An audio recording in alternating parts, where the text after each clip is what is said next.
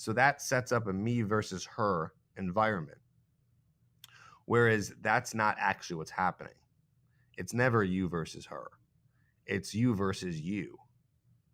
It's not about for the guy. They think it's that, but really deep down, it's not how do I not get rejected? It's how do I overcome the fear of going up and talking to her? It's like the competition is always within yourself. Hello and welcome to the Who's Going to Stop Me podcast. Join us on an exciting journey to the depths of the human mind and soul of those who have been successful, of those who have been maybe where you want to go. I promise you one thing and one thing only by listening to this podcast, and that is a life that is more full, that is more exciting, and that will bring you more fulfillment. This episode features Tripp from trippadvice.com. He's a dating expert and dating coach, and is also an incredible digital marketer. He has over 780,000 subscribers on YouTube. He's the best-selling author of Magnetic, Cultivate Confidence and Naturally Attract the Women You Desire. We talk about marketing, building a remote business.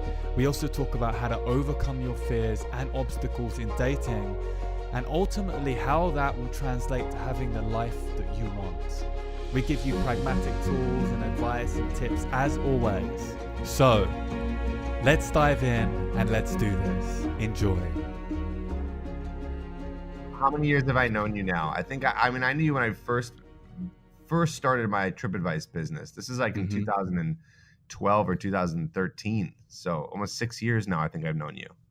Wow, time flies. Isn't that It's been crazy? 6 years, yeah.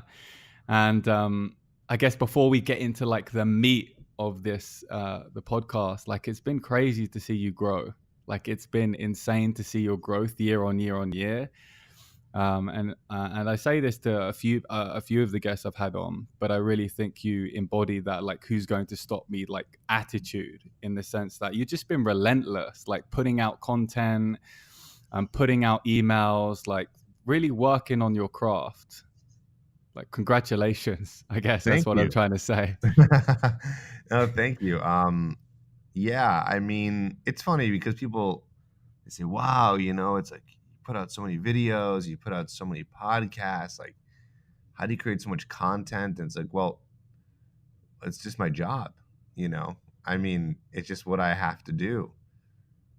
It's like there's no other choice. It's like what are you going to do all day? It's like, well, that's what I do.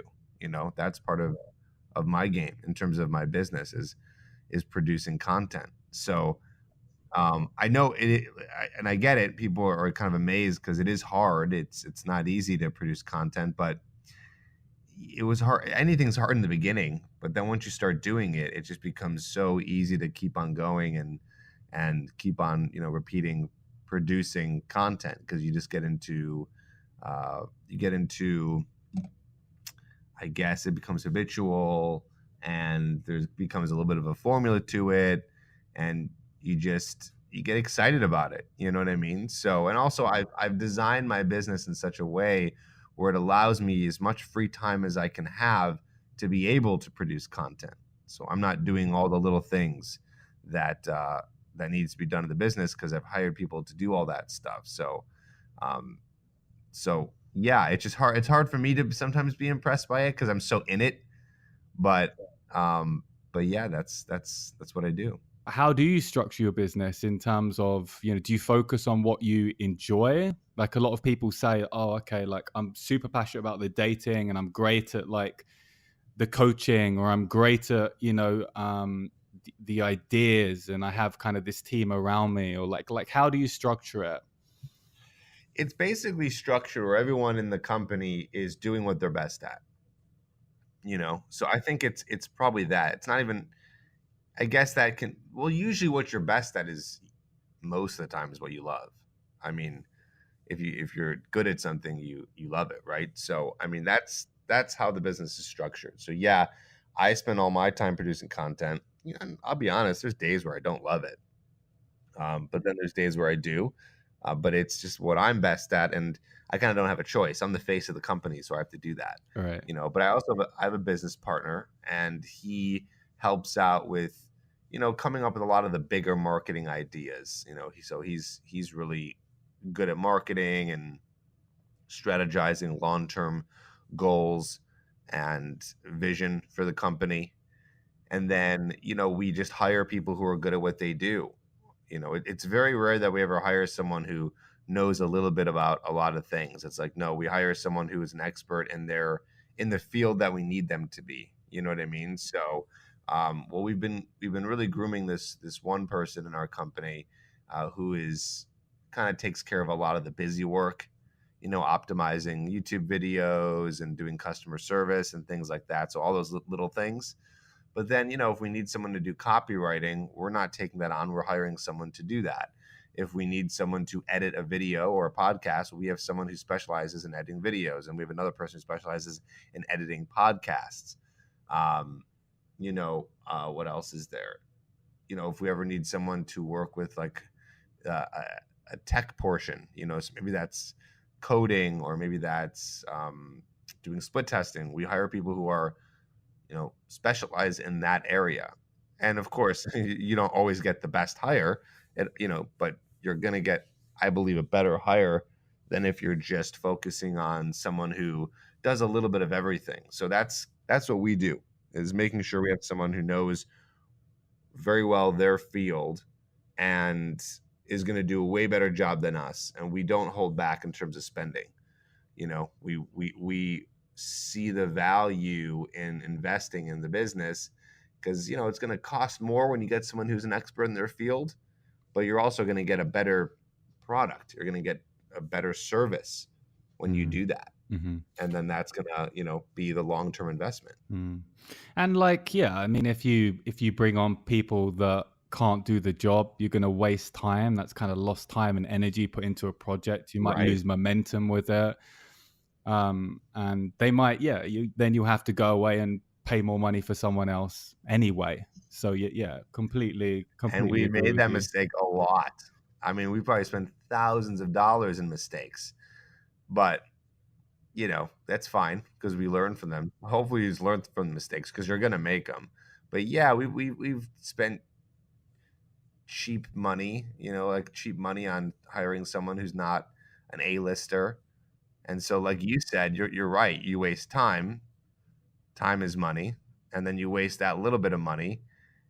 And so really all that just completely screws you. So you're better to just invest properly in the places where you need to, and not try to cheap out.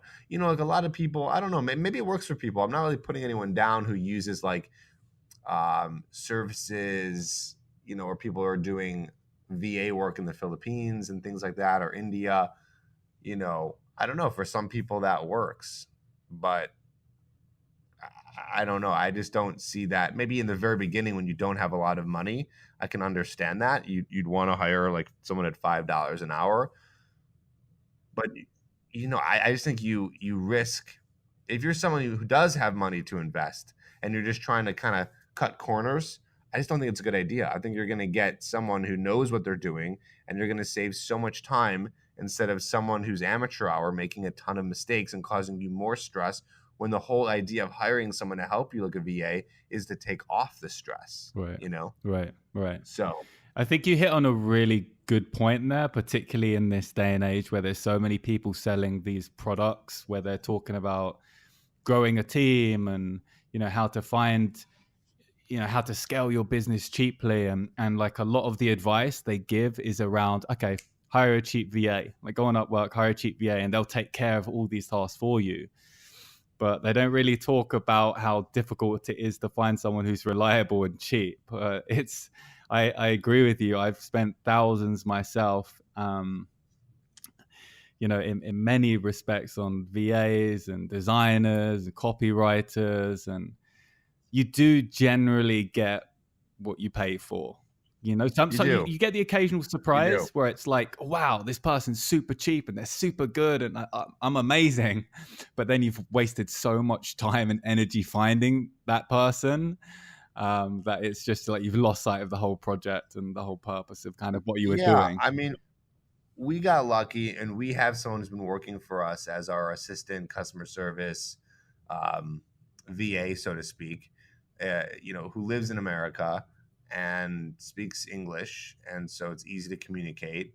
And we started paying them more than someone, obviously, if they were international, but still relatively cheap. I think we started them at, I don't even know, 15 an hour, or even less than that, maybe 12.50 an hour. And again, you can get like VAs for like $3 an hour in the Philippines or wherever.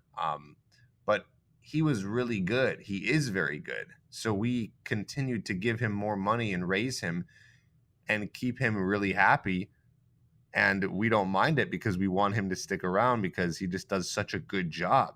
So we are happy to keep on giving him more money and bonuses at the end of the year and all the things because he deserves it. We are getting what we pay for, and we don't mind it, because we understand that it's rare to find someone like that.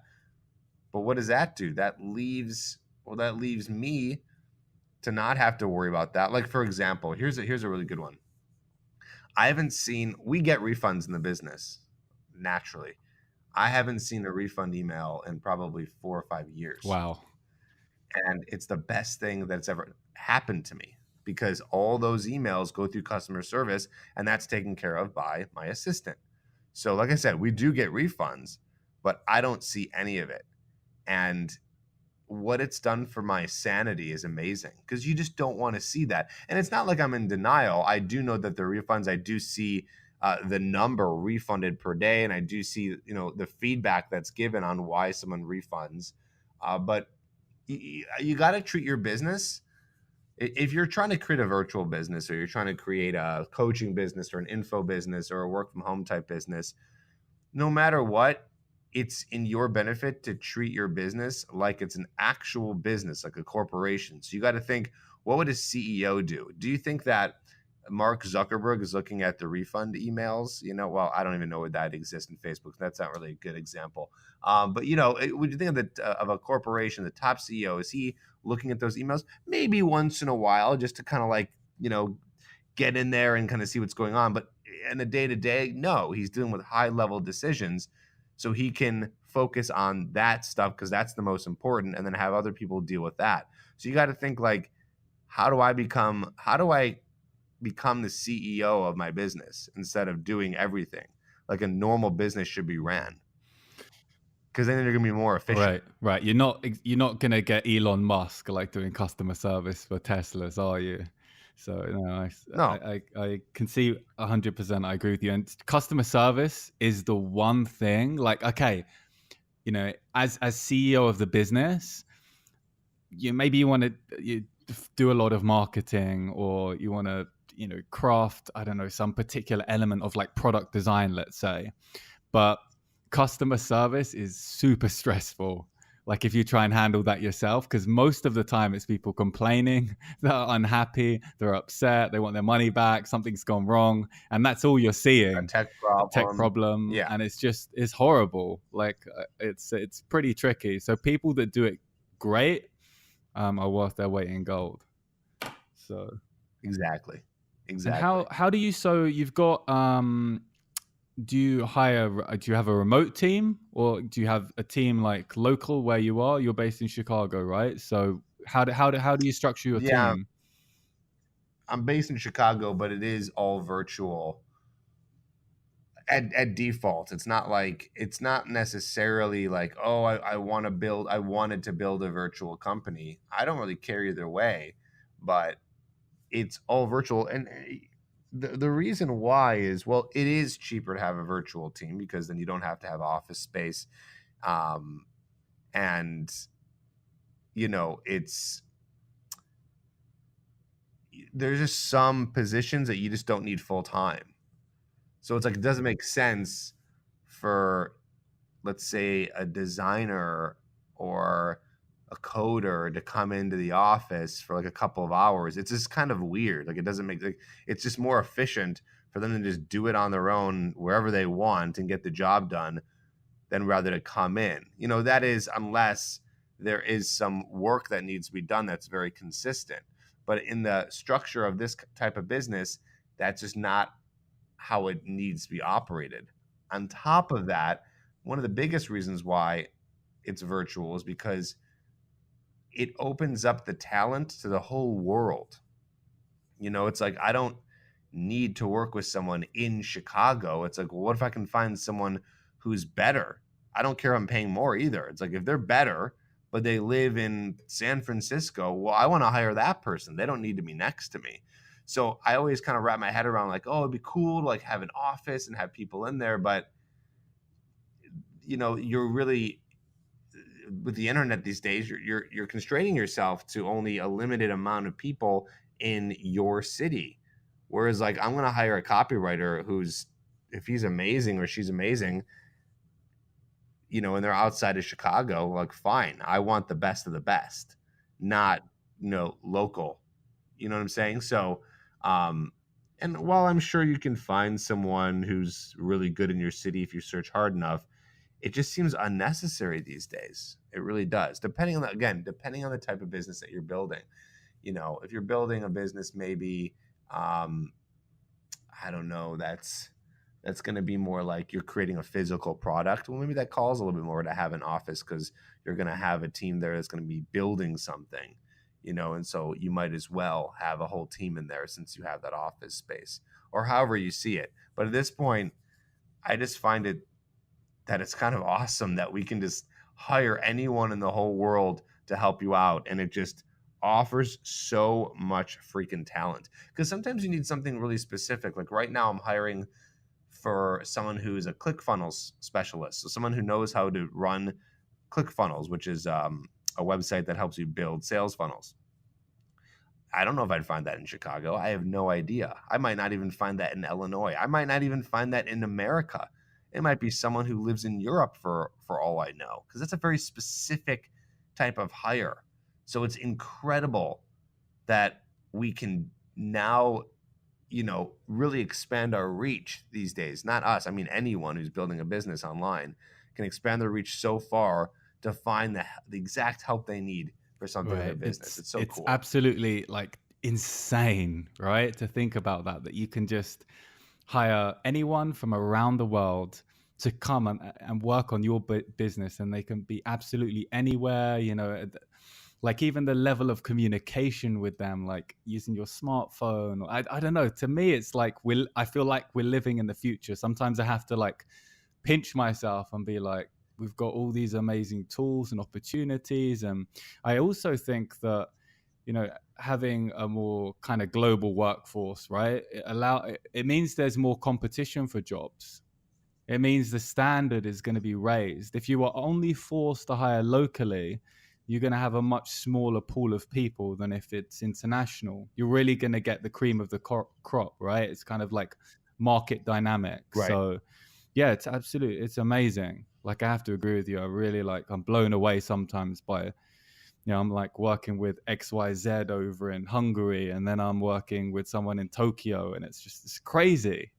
It's absolutely crazy. I'd like to pick your brains then, because one of the things that like I've found personally, so I've like consulted for remote teams, but I've also I really want to talk about dating. By the way, we're going to come to it, I promise. But I just thought while we're on this issue, Sure. this is something that I've experienced. And maybe you've got a unique way of dealing with this, and maybe you could share that wisdom. If not, that's cool. But one thing I've realized about remote teams is like the bigger the remote team and the more internationally spread there are, the more difficulties there are in, I feel like, building a cohesive almost strategy and structure and like unified vision.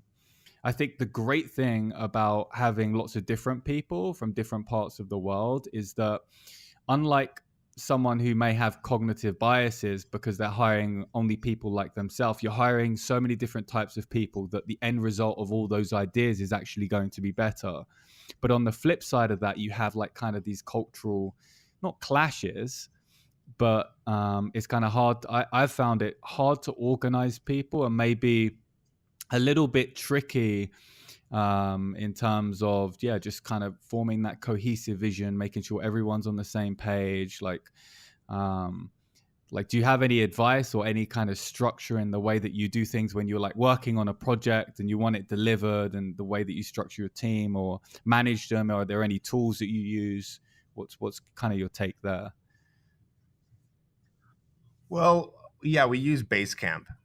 Basecamp is project management software, which is quite amazing. I know some people use Asana. I've never used Asana before, but Basecamp is where it all goes down. So the entire business is in Basecamp. Basecamp allows you to have all of your employees or contractors in there. You can talk to them in there. You can create tasks in there, to-dos in there. People can comment on the to-dos. You can message people. You can also tag people. So if I want to write a comment on a to-do, I can tag, let's say you, Michael, for example, and then you'll get notified, but you'll also get notified either way if you're a part of that to-do.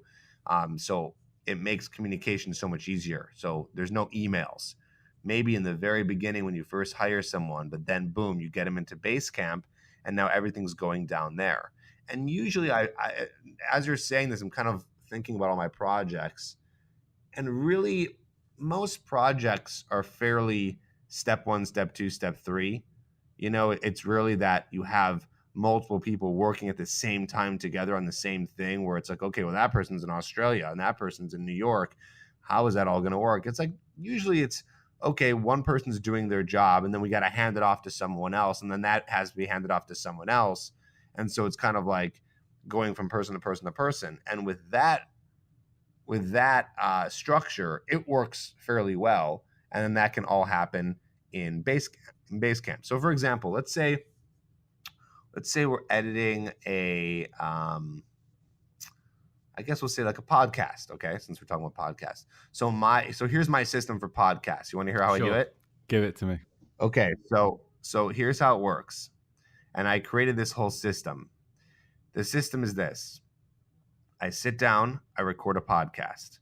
Okay, so it's just raw, kind of like this. We're just, I'll interview someone maybe, or maybe I'll just talk on the microphone, and boom, it's done. Then I export the audio file, and I put the audio file in Dropbox in a specific folder. Okay, now that folder is also shared with my editor. So all I need to do is ping. Pinging is messaging. So I message in a group message my assistant and my podcast editor. All I write is, I'll write, for example, episode 279, and the title. So this is now being pinged to two different people. So it makes two people aware a podcast episode is done. It says to my editor, my podcast editor, okay, I got to go in the folder, look for episode 264 or whatever I said. And then I have to edit it. And then I know once I'm done editing it, I ping back done. And then my assistant is aware that it's done. And then he goes in, he knows the title because I already said it. And then he uploads it or whatever he needs to do to get it on the podcast and optimizes it. Boom, boom, boom. And it's done. So it's all about creating these little systems that make it really easy and fluid. And by the way, that system wasn't just boom created overnight. It took a little bit, like, okay, how can we make this more efficient? How can we make it faster? And so, over time, it just became what it is and what I explained to you now. So it's about trying to create these little systems and then using some kind of software manager, which would be Basecamp in this example, where everyone can be and communicate. It's like that's the office. That's the virtual office where people are. So I found that if you have that down pretty well, you don't really run into too many problems, with like time zones or efficiency, because you can always continuously check in on people and see if they're doing their job and managing it. And then once their part is done, like I said earlier, you just kind of hand it off to the next person. You keep handing it off until it's done. So it's never really been a problem. The only problem that we've had, honestly, the biggest problem we've had is keeping contractors to hit deadlines. That's been the most difficult, is really stressing like, okay, we need this copy done by March 31st. And we're so lenient too. It's so funny how even when you're lenient, it's still hard to get people to do the job by the assigned date. We're like, okay, when do you think you could get this done by? It's like, when do you think? We ask them, like, we'll work with you. Like, whatever you say, we don't Right. care as long as you make the date. You make the date, we're happy. But if you're gonna take a month, take a month. But don't tell us in 1 month that you need another week. So we've been trying to be as grueling as necessary, you know what I mean? To just get people to do their work and get it done. And sometimes it takes longer. And that's the other thing is like we'll fire people really fast. If we're like, okay, this person doesn't respond to us on Basecamp, it takes them 3 days to respond to us. We know, okay, this person's not a good worker. They're not invested in us anymore. They're not. We're not a priority to them. So we'll fire them. Like, okay, this isn't going to work out. And then we keep the people who will keep deadlines. It's like, and here's another thing we do. This is really interesting. This is one way of doing things. Okay. This is an example, okay? Yep. Yep. We will hire, let's say we have two copywriters, just for example. We have two copywriters that need to write some sales copy for us. One guy writes just okay sales copy, but he gets deadlines done. He hits deadlines consistently. And then we have person B who has amazing sales copy, but they're hard to get a hold of. They don't hit deadlines. It takes too long. We will work with a person who does a little bit crappier sales copy, who hits deadlines, because at least we can move faster. And I think if we're looking at it like a race, we're going to do better in the long run with someone who's just going to hit deadlines so we can just keep going and keep moving things forward than someone who's not going to hit deadlines even though they happen to be maybe the best in their field. Right. Right. We just did that with someone with ClickFunnels, and we have hired supposedly someone who is like the best at ClickFunnels, but they don't respond to us anymore. And they're like, okay, where did they go? What's going on? Like, it's taking so long for them to do a task, and that's it. They're fired. Like, we can't get any work done. So we're just going to hire someone else. Will they be as good as this person? We don't know, but we don't care because we want to hit deadlines. Deadlines are the most important. Right. And it's kind of just like, pushing product and getting what needs to be done. And, they might not be as good as, say, this, person that you just fired, but if they stick at it and they keep learning in their spare time, which I really recommend everyone does, then they will get there. And so that reliability, I agree. It's hitting deadlines, reliability, and good communication. That's like one of my, real like pet peeves. If I hire someone remotely and Yes. I can't get hold of them, I say to them, like, from the moment I hire them or the interview or whatever process I go through with that person, I say the number one thing for me is good communication. Right. There's other really important things, but for me, it's good communication. Because if I ping you and I'm like, oh, hey, let's jump on a quick call. I appreciate you might not always be able to jump on a call with me. But if I'm like, okay, this copy or, this editing or this design needs to be delivered in a week, and then I don't hear from them or I don't have any idea on kind of how they're doing, and I message them the day before and they don't get back to me, that's when I get, then I start blowing a lid. That's kind of my weakness. Yeah, like I completely agree with you in terms of like having streamlined processes and systems in place, making sure you work with someone who's reliable and consistent and they communicate well. And I think those are some great tips. Thank you. Yeah, and not being afraid to just fire, because I know people don't want to do it because the hiring process is so annoying. It's like, oh, I just hired this person, I found them and put out the ad and talked to them, and they said they're going to be good. It's like I heard somewhere, hire slow, fire fast, and I think that is a really good good way to run your business. Is hire slow to make sure that they're going to be good, but the second they mess up, fire fast. People fire too slow because They want to just they're so invested in this person, but you're just wasting your time. You've got to be a little bit cutthroat. I think it does take a certain type of person to kind of look at things objectively and be like, this isn't personal. You got to go. And they got to have that ability to do that consistently, because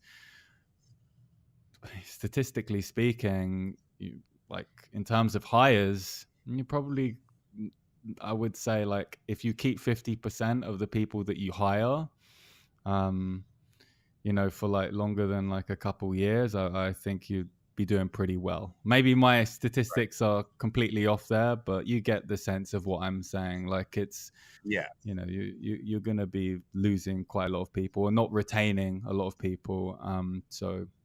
Let's talk a little bit about dating, because I know that we've only got you for a limited amount of time, and you're the guru, right? So I really wanted to kind of see. I'm the guru. God, it's so You- funny. If you said that to me when I was 17 years old, I'd be like, wait, what? I'm gonna be a guru in dating? How's that possible? You know?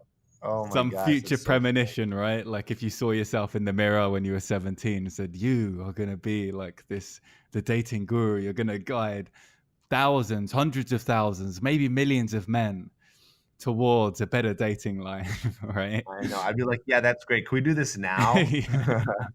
I don't wanna wait till I'm 34 years old. Can we do this now so I can start dating these cute girls in high school and college? That would be nice. Right, right. How do you think dating has changed, say, over the past 5 years? Because I've noticed a hell of a lot of changes. Obviously, running a dating business as well, a dating coaching business for men and women. My business is mainly based out of London, whereas yours is international. I think you're much more product based. Correct me if I'm wrong. I'm more coaching based, so kind of local, face to face. But I've seen things change tremendously for men and women, just in terms of like social cultural level. So I'd love to just understand like what you've seen in terms of changes for like men, like like how dating has changed, etc. So Yeah, I wish you could ask me this question in another 15 years because I feel like it'd be even more powerful of an answer if I had an even bigger scope. Because I've been dating since I was in my early 20s. So I only have about 10 years, which I definitely can speak to it. I have some things to say, but I bet you I'll have even more things to say when I see it over a bigger time span. Because I think it takes a lot of time to really see bigger changes in something like this. But the thing that I've seen the most, what I think, well, first of all, here's fact. Okay. The fact is that we live in a time now compared to 5 years ago, almost exactly 5 years ago. It's just easier to meet people. Okay. It's easier to meet specifically more people because of the internet, because of technology, right? We have been able to, you can go and swipe on an app or you can go on an online dating site and see more people than you ever would have as a potential person to date than before this whole dating app dating online thing was invented. So it is now easier to meet more people. Now I want to be very specific here. It's not easier to meet people, but it's easier to meet more people. And I say it specifically like that because I get a lot of guys who tell me that they're failing all the time on dating apps and online dating. They're not getting dates. So it hasn't necessarily made it easier. It all depends on who you are. Like if you're a person who is already pretty good at meeting women, you might be able to do that, but you can just do it on a higher scale because there's more people available to you. Right. So that's hands down fact.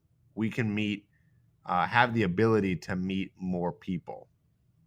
So that's one thing. Another thing, and I'm not 100% on this next theory because again, I haven't been around that long. So it's just maybe a thought or theory of mine, which is I think that the hookup culture has increased a little bit.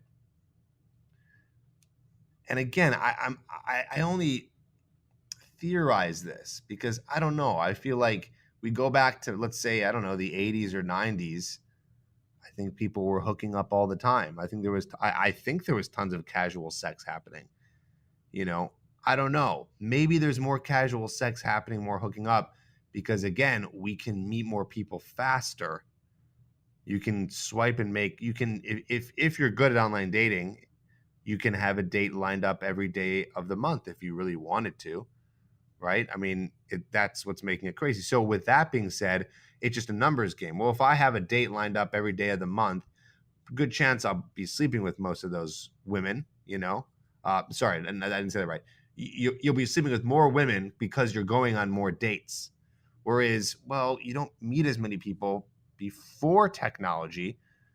So therefore, maybe you're sleeping with less people, and therefore it doesn't seem as much of a hookup culture. So that's kind of one thought. But then to add on top of that, I do think that it has been more socially acceptable for women to sleep around more. I think that women feel more empowered and less shy about the fact that they're hooking up with men too. I think that's what it seems like. That's just what it looks like when I look at, I don't know, memes on the internet and meet women and they're just more outspoken with it. But again, it's hard to say. I was a kid in the 90s, so maybe that was still happening back then, but it just doesn't seem like it. So it's like, it's hard to say because I don't know if things have always been kind of the same and the only difference is technology. That's the only variable. We're okay, we're just meeting more people, so that's increasing everything. So that's the only thing I've seen that's really changed. Mm. You know, there's stuff with the Me Too movement and all that, but I don't know. I think all that stuff is happening more on like a business, corporate, and professional level. You know, I don't think that's really affecting too much of the dating scene. I don't know. Maybe some guys are a little bit more scared. You know, I've heard a little bit of guys like, "How do we date now in the Me Too movement and all that?" But I just think that's such a small percentage of men. I don't think most men are really worried about that because the Me Too movement is really a little bit more revolved around sexual harassment, and you know, in the workplace and taking advantage of women on that level, not really on the just normal average dating level, you know. So yeah, I don't know. I think really the biggest factor has been technology, which has just sped everything up. And so how's that affected us? Well, I think that's another theory of mine is that's affected us in the fact that we have too much of an abundant mindset, you know, where we're saying, oh, well, I can always meet someone else. So you become more picky. So, you know, if you meet someone and they don't match all of your standards, maybe you'll be like, next, you know, like I'll just meet someone else because I want someone who's me better. But also, I think that there's this mentality now in the current generation of being what's called a maximizer, someone who wants the best of the best of the best. So that's not necessarily because of technology, but also is a little bit because of technology. It's like we want to have the best. You know, it's like we're being advertised to us on the internet of like the best sheets, the best hair products, the best restaurants, and you can look at the reviews and see if the reviews are high enough for you to go just to eat lunch with a friend. You got to have the best, you know, reviewed restaurant. And well, what about movies? Well, let's go to rottentomatoes.com and let's see, like, well, we can't see that movie. That has a 47%. We got to see anything above an 80%. It's like we're just looking for the best of the best of the best. So it's like we combine this maximizer mentality with technology that's allowed us to be like that because we have people coming on the internet and reviewing. We have apps where we can just meet more and more people. And it's making us say, like, okay, I don't need to be with someone unless they match perfectly. Now, that's also a handful of society because as a dating coach, and I know, Michael, you've seen this too, I work with guys who have the complete opposite problem. They're like, no, I have no abundance. I can't even get a date. I can't even meet a girl. Online dating isn't working for me. And they don't even have that opportunity. You know, so there's a select few guys out there, and those are the guys that I work with, where we just try to get them any dates in general.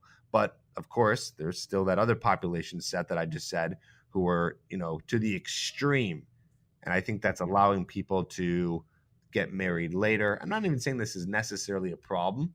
It could be okay. I actually heard that the divorce rate's going down, and there's a theory that the reason why it is because we're being pickier. And I think that's pretty cool. We're not just rushing into marriage with anybody and finding out, oh, this is not a good match. So I don't know. I'm hoping something that I teach also is that we can create some sort of delicate balance between the two. But I'd say that's what I've seen change in my years. Yeah, I mean that's super interesting. Definitely, like it's super interesting to get your kind of thoughts on that, especially with like being so in touch with the market, you know, coaching people and having so many people come to your business for dating advice. Divorce rates going down. That's definitely good news, but like they were like 50%. So like if they started increasing from there, I would be really worried. Yeah, me too. Yeah, like technology, like I agree with so many of the things that you're talking about there, and there's so many like interesting angles that I really want to jump into and talk about, but I'm sure we could like talk about the kind of social on the social level like at quite some length. Let's say we've got someone who is listening to this podcast, and they're maybe one of the people that, as you said, are struggling a little bit.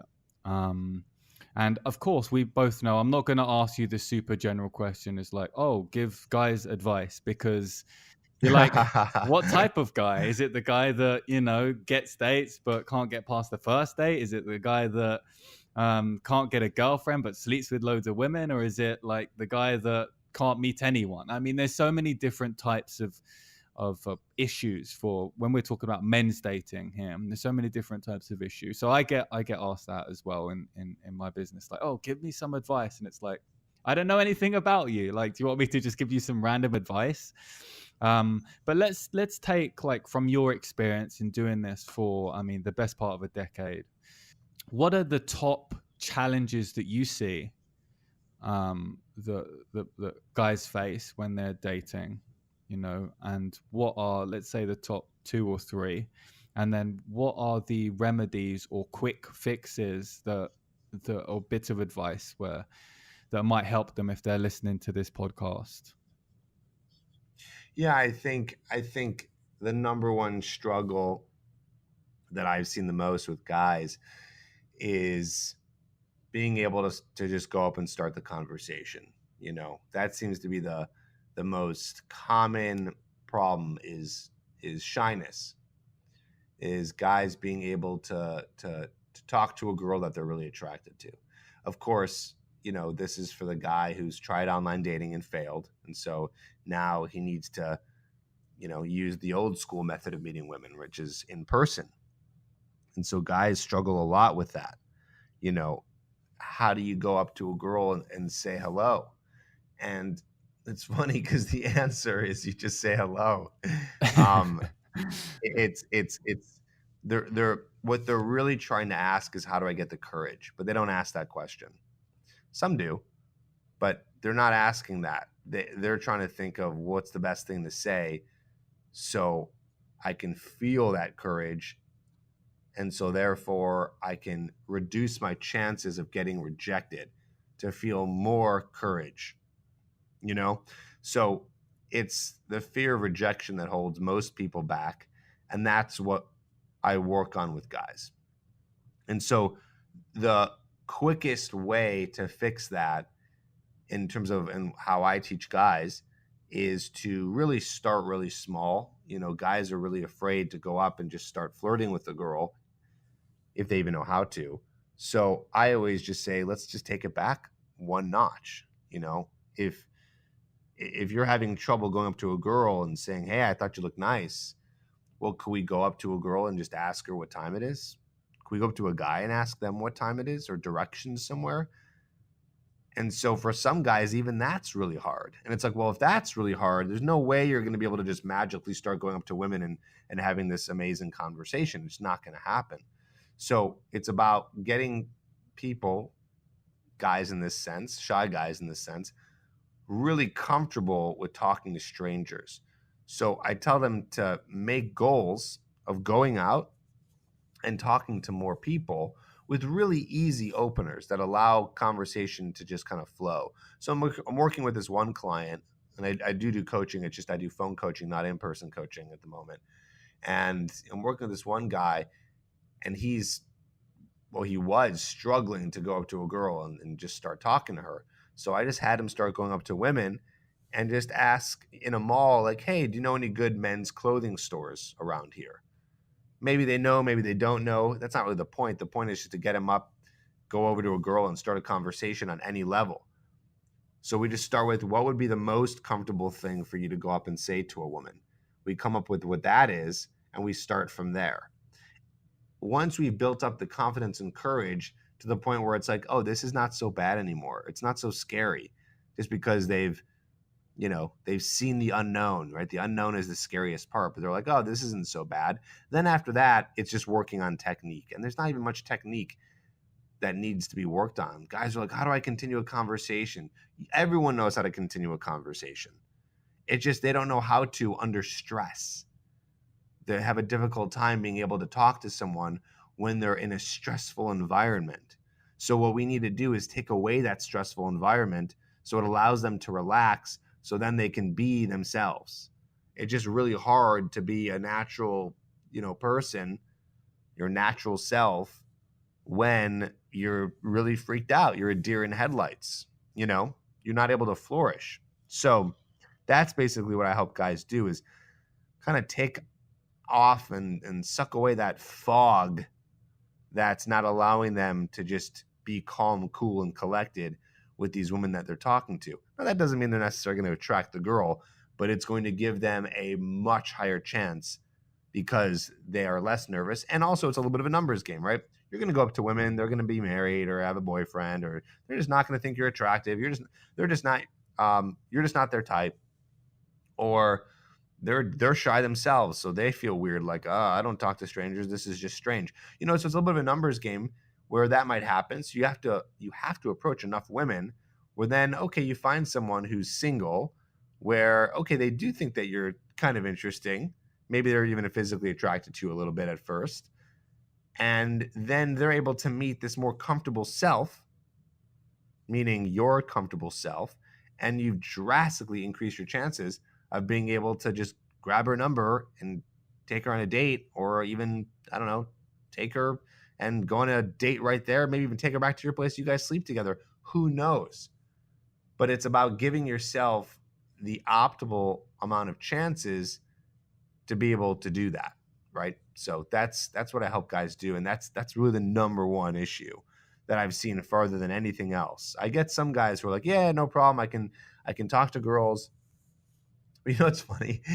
I found that I worked with some guys, right? And so I get them on a call and to see if they're a good fit for coaching, and we kind of go over their issues. And I've talked to guys that are like, yeah, no problem, I can talk to girls, it's fine. I get dates all the time, it's all good. I just like can't get past the first date. And then we end up working together, and I do find, and they do say, after I have them, go out and start talking to girls, giving them some homework to go talk to some girls, they come back and they're like, yeah, it was really hard. Like, I had some anxiety there. Like, I wasn't able to go up and say hi. Like, I'm kind of scared. Do you have any tips for that? And I was like, yes, of course I do. I was like, this is what I help most guys with. So it's funny. It's like, and then it feels like almost everyone I work with pretty much has that issue, to some degree, some worse than others. So It's kind of, it's a normal thing as well. Like, guys it have is. to, Yeah. and I find that people, and fear is like horrible, but like I find that guys tend to, the more you avoid it, the more you avoid this, like, you're talking to women that you're attracted to, the more I find it grows and it grows. And then it gets to this point when it becomes overwhelming, and you've developed this real habit of just associating talking to beautiful women, or even any women, and getting really, really anxious. And that's an association that happens over years and years and years.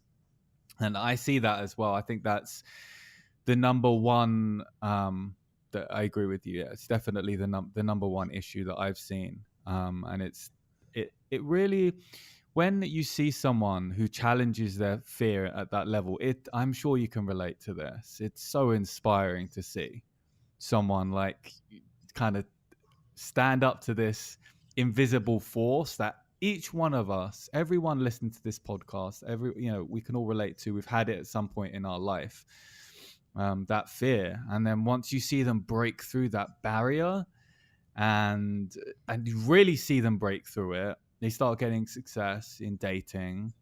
It's crazy how that links to so many other areas, right? You see, oh, there's suddenly they get the breakthrough in dating, and then suddenly they've quit their job and starting a business and approaching doing sales for, or starting an app, or whatever it is, starting a different kind of business.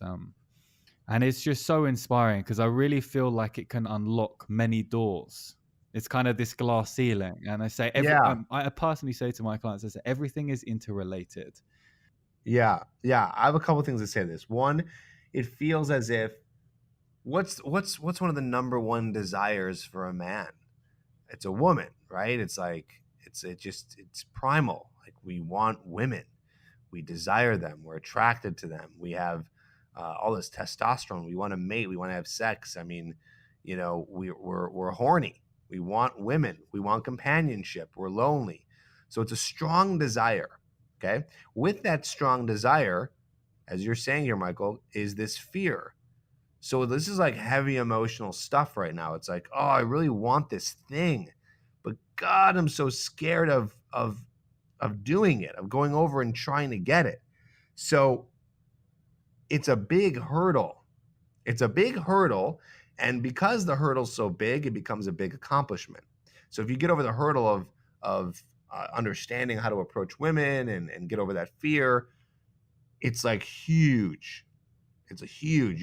You feel amazing. And I think maybe that's, again, just a theory.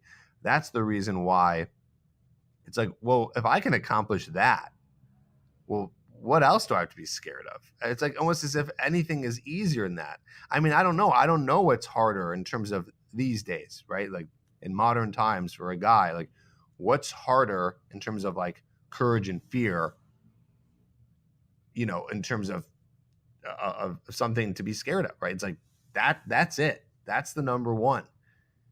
And so it's like you do that, oh my gosh, like, okay, yeah, I'll start a business. Yeah, what else can I do? That's what I think happens is you just go, well, that was cool.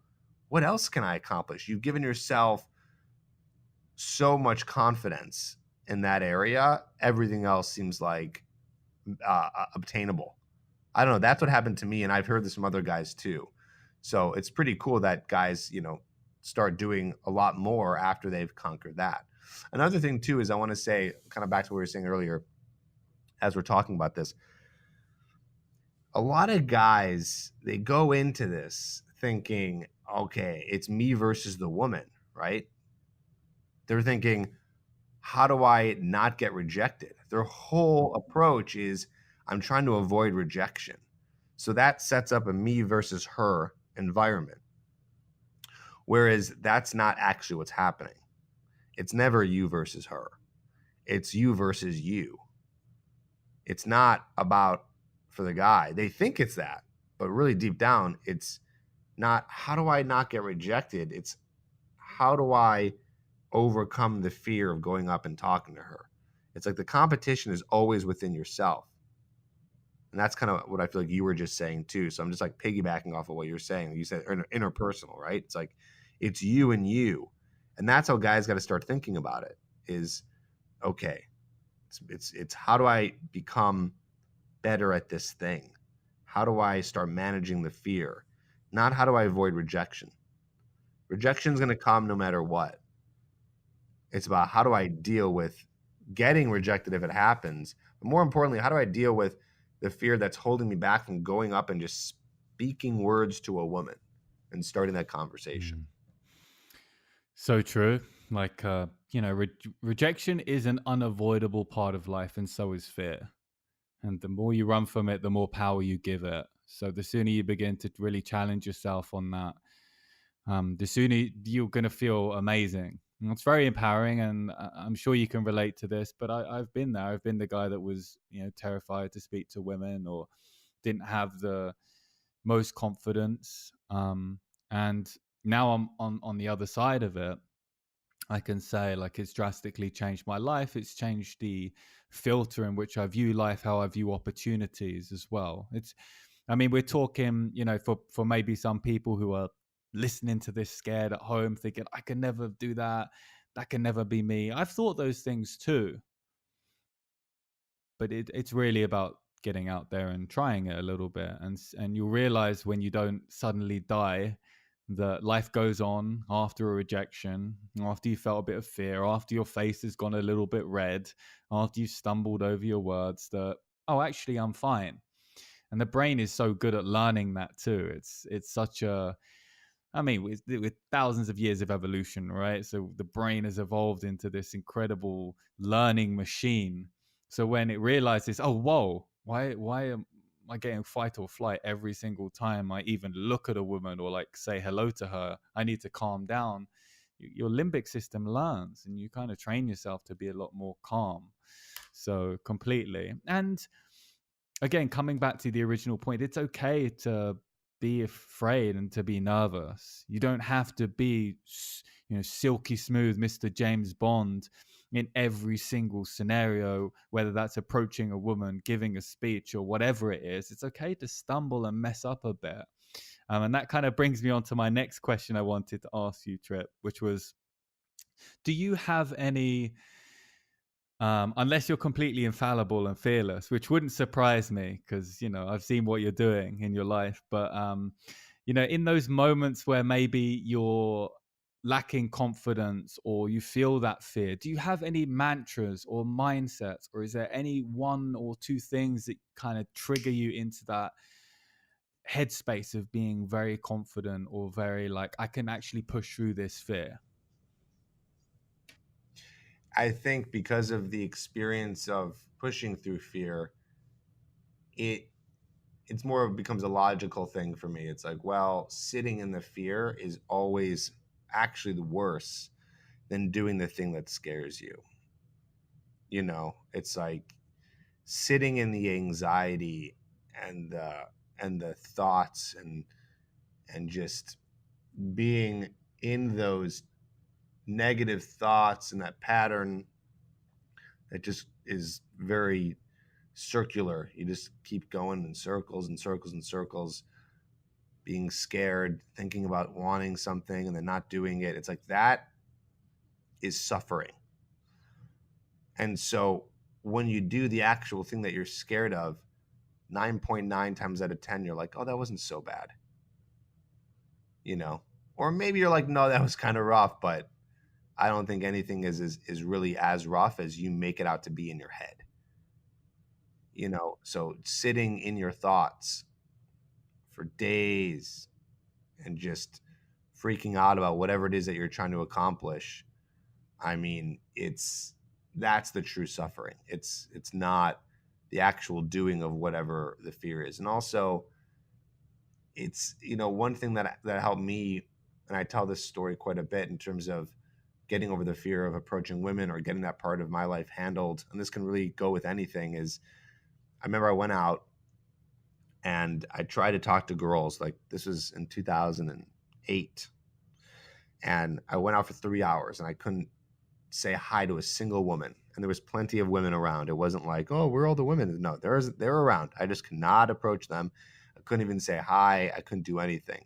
And so at the end of the night, I was like, wow, what a failure. This is terrible. I felt so crappy. I was like, I should just give up. Like, this is not for me. I should just go back to whatever I was doing before. And then I had this moment where I was like, well, I was doing what I was doing and nothing was happening. So I can go back and nothing's going to happen. And I'll still be in this crappy place that I don't like, this default trip. Or I can keep on going and trying this thing. And the worst case is that I'll be exactly where I'm at now. And then maybe there's that chance that I won't be. So it's like I was hopeful for that chance of maybe something will change. Maybe something will be different. It was, again, it was a logical kind of thought here of like, well, I can do nothing and I'll just be in this, which I don't like. Or I can try and I at least have a shot at something working. And so I was like, okay, I guess I should just keep going. So I went into it still very negative, like, okay, I'll just keep going, even though this sucks, but it's no better than where I was. And then I remember the next day I went out, and this is going to sound funny, but to me, it was glorious. After another 3 hours out, a girl walked by me on the sidewalk, and I said hi. And to me, that was incredible because I was like, okay, well, that was better than yesterday. So if I can just keep on being better than yesterday, even if it's just a little bit, this thing should work. So I just kept going and going and going. And like 2.5 months later, I was approaching girls no problem, getting dates, sleeping with girls. And that was only 2 months later that that started happening. And it wasn't because I learned any crazy seduction trick or pickup line or anything like that. I just managed to get myself out there. It's like I already had this fun, interesting personality, which most guys do, even though they don't think they do. Most guys do have that, but it's like, well, how do I just get that out without being fearful? And for me, it was just repetition. And so again, it came back to that one moment where I was like, well, doing it and failing is really just going to be better than still doing nothing because again it leads you to the same spot. It's kind of like a Mm. stoic mindset. Mm. So yeah, Yeah, like 10, that was what, 10, 11 years ago, and now you're here. Like, that's crazy, right, to think about. now I'm here teaching the Right, guys how to do it, right. It, yeah, it's it's definitely crazy, crazy. crazy. In terms of, before we wrap up, a couple other quick questions. What does the future hold for Tripp? Where are you going? Just personal level, business level, like what's the future hold? What can we expect to see 2019, 2020? uh well, I think on a business level, just continuing to help as many guys as I can with dating, and whatever that looks like, maybe that's putting out more courses or building out current courses to make them better. I've been just recently offering coaching.